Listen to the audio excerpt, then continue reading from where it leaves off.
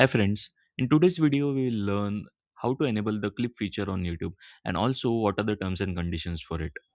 Also do check out the YouTube launch playbook which is written with pure intent to help YouTube beginners know all the tips and tricks with screenshots and step-by-step guide to set up and launch your channel the right way and also grow it in a way that is very organic.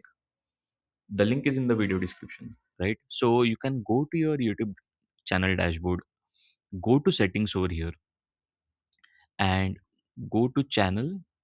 In channel, go to advanced settings, and when you scroll down you can see this option, allow viewers to clip my content.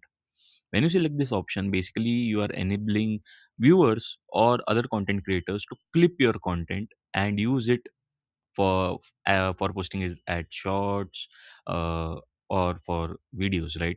Now important thing to note over here is this feature is only when your channel is not marked as made for kids. That is, your content should not be made for kids.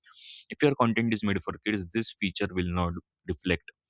Second is, it should be only for YouTube videos and not for YouTube shorts. That means only videos, long form videos will have the option to clip the content, right? This won't appear for YouTube shorts.